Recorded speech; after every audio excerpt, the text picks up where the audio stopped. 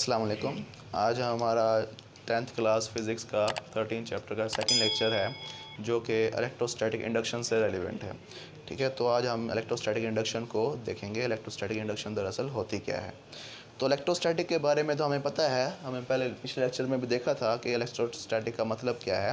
Electrostatic का मतलब है charges at rest, charges at rest. और इंडक्शन का मतलब क्या है? इंडक्शन का मतलब है इंड्यूस करना। क्या करना? इंड्यूस करने। इंड्यूस से निकला है वर्ड। इंड्यूस का मतलब है कि एक चीज़ का इफ़ेक्ट दूसरी चीज़ में पैदा हो जाना। ठीक है, एक चीज़ का इफ़ेक्ट दूसरी चीज़ में पैदा हो जाना, इसको कहते हैं इंडक्शन। क्या कहते हैं? इंडक्शन। जब भी TION पे वर्ड ख़त्म होता है तो उसका मतलब समझ जाएं कि ये किसी प्रोसेस का नाम है। किसका नाम है? किसका नाम है? प्रोसेस का। इंडक्शन TION एंड में आता है तो उसका मतलब है ये किसी प्रोसेस का नाम है। किसका नाम है बेटा? किस प्रोसेस का?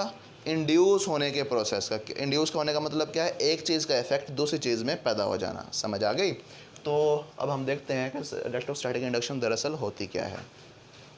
इसकी डेफिनेशन को एक बार रीड कर लेते हैं, उसको फिर हम एक्टिविटीज़ के ज़रिए समझेंगे भी सही। ठीक है, एंड डेफिनेशन को पहले एक बार रीड कर लें।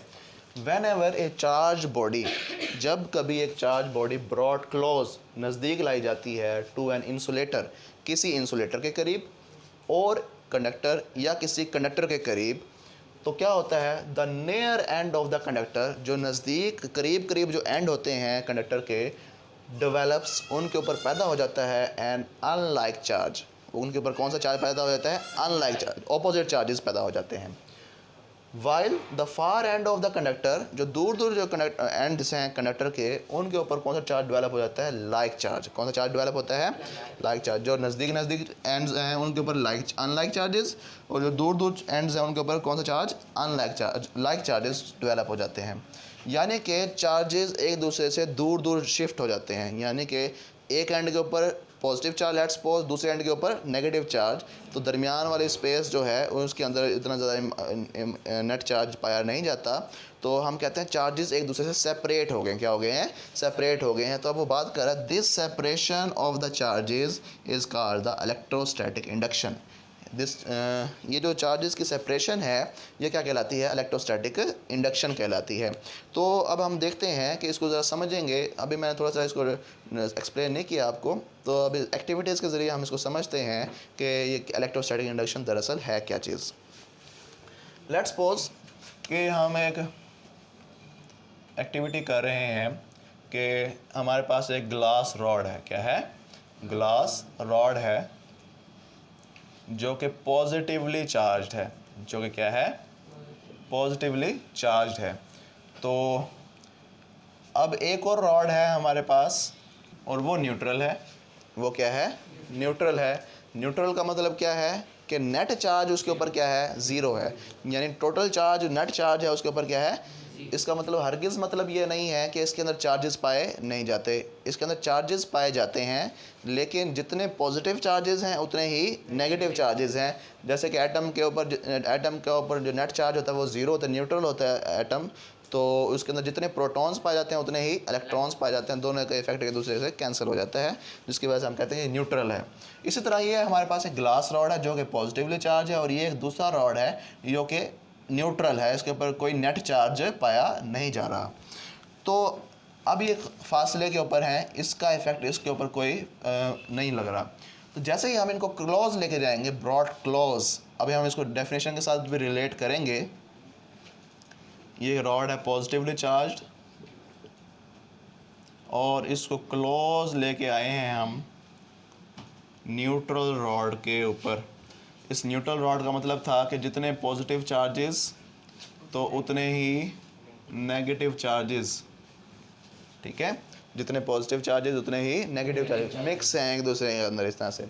ठीक है, तो अब ये क्या करता है, अब हम इसको डेफिनेशन के साथ रिलेट करते हैं। Whenever a charged body brought close to the insulator और कंडक्टर, ये हमने एक चार्ज बॉडी को करीब ले गए हैं किसी भी इंसुलेटर या कंडक्टर के। अब इसका क्या होगा? इसके रिजल्ट्स क्या आएंगे?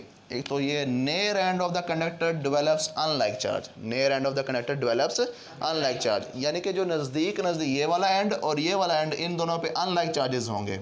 अब हम देखते हैं कैसे होंगे ये। ठीक है, तो अब ज़रा देखो कि इस चार्ज के अंदर, इस रॉड के अंदर पॉजिटिव चार्जेस भी पाए जाते हैं और नेगेटिव चार्जेस भी पाए जाते हैं, लेकिन इस रॉड के ऊपर कौन से चार्जेस हैं? सिर्फ पॉजिटिव चार्जेस हैं, या नेट चार्ज पॉजिटिव है, ठीक है।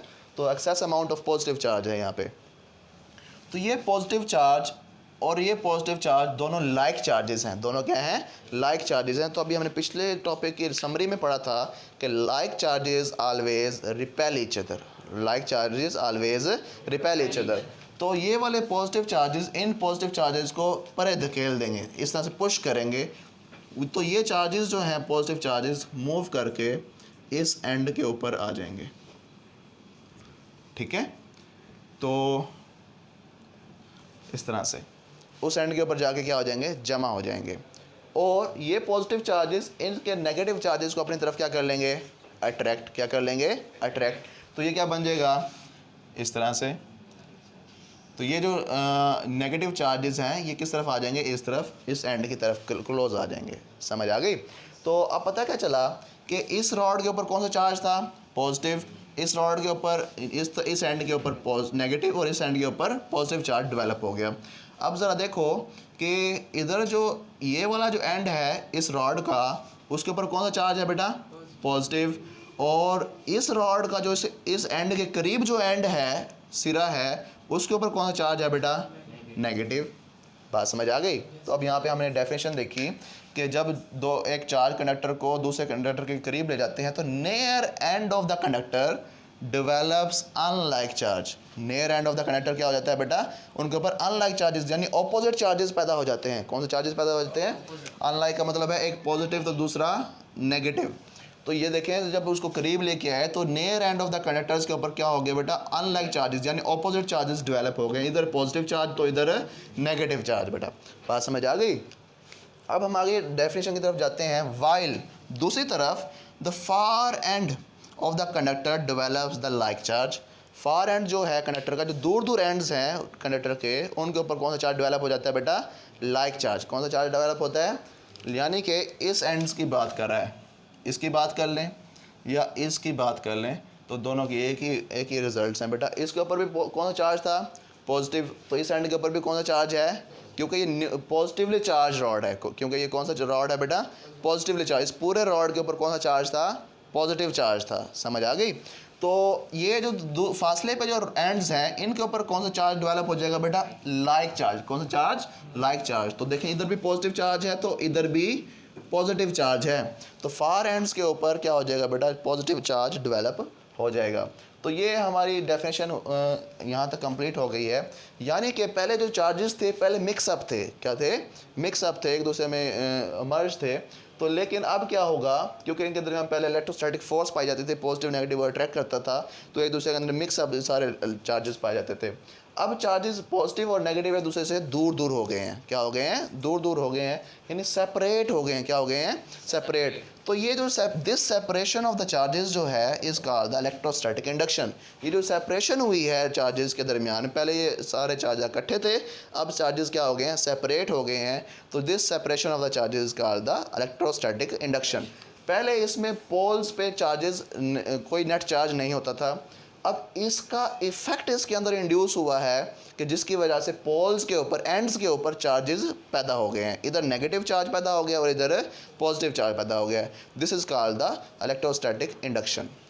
अब हम एक्टिविटी नंबर 13.4 शुरू करने लगे हैं, जिसमें कि कुछ इस तरह से है कि दो हमारे पास सफ़ेयर्स हैं। दो क्या हैं? सफ़ेयर हैं।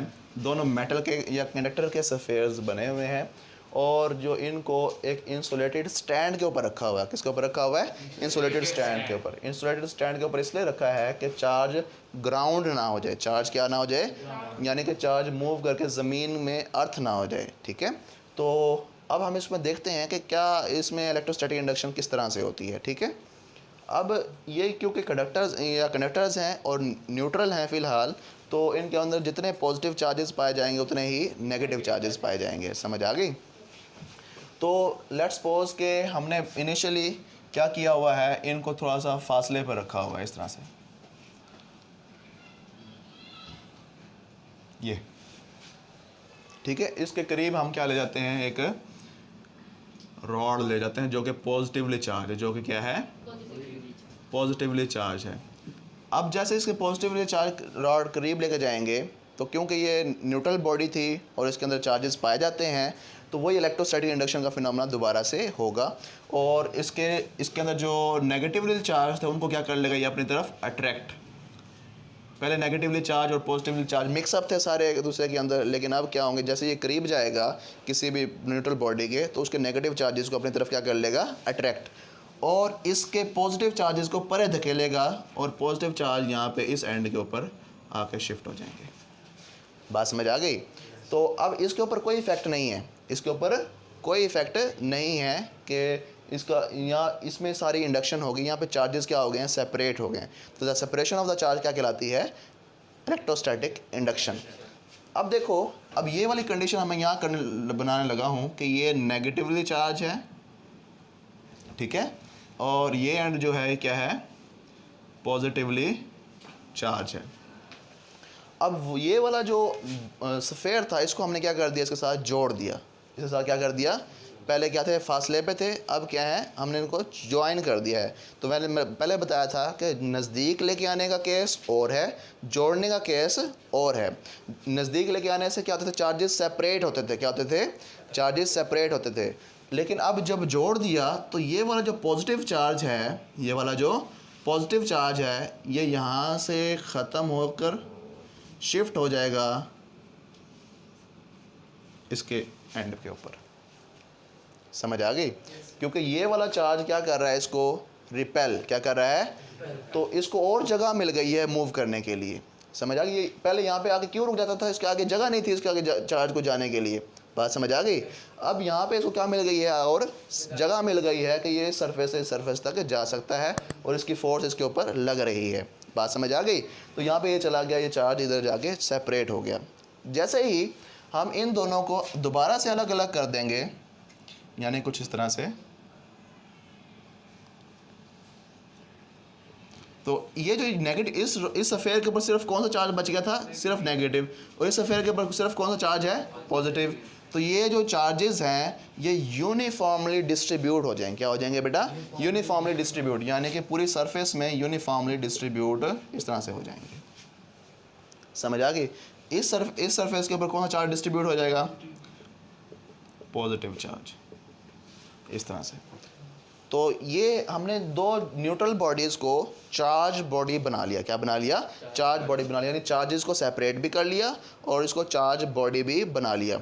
अच्छा अब ज़रा देखो, जब ये कंडीशन थी ये वाली, अगर हम यहाँ से इसको कॉपर वायर के ज़रिए ग्राउंड कर दें, क्या कर दें ग्राउंड कर दें, तो फिर क्या होता है ये नेगेटिव चार्ज इलेक्ट्रॉन्स जो हैं ये ग्राउंड होके यहाँ से ख़त्म हो जाएंगे और यहाँ से शिफ्ट होकर ग्राउंड में शिफ्ट हो जाएंगे। ग्राउंड का मतलब होता है ज़ीरो पोटेंशियल। अभी आपको नहीं समझ आएगी बात ये, तो ये इसलिए मैंने पहले बताई नहीं। तो ये सिर्फ अभी ये याद कर लें कि ये चार्जेस सेपरेट हो गए, न्यूट्रल बॉडी को जैसे इसे करीब लेके आए तो ये वाले जो पॉजिटिव चार्ज है दूसरी बॉडी में शिफ्ट हो गए। क्योंकि कि किस वजह से शिफ्ट हुए हैं? क्योंकि यहाँ पे उसको जगह मिल गई है और आगे जाने के लिए, ठीक है। तो जैसे ही हमने को दोबारा अलग अलग कर लिया तो फिर क्या होगा, ये जो चार्जेस थे यूनिफॉर्मली डिस्ट्रीब्यूट हो गए, यानी कि इधर पॉजिटिव सिर्फ चार्ज और इधर सिर्फ नेगेटिव चार्ज बच गया। तो ये दोनों न्यूट्रल बॉडी थी, अब ये क्या हो गई हैं, दोनों चार्ज्ड बॉडी हो गई हैं। समझ आ गई है? तो ये है इलेक्ट्रोस्टैटिक इंडक्शन।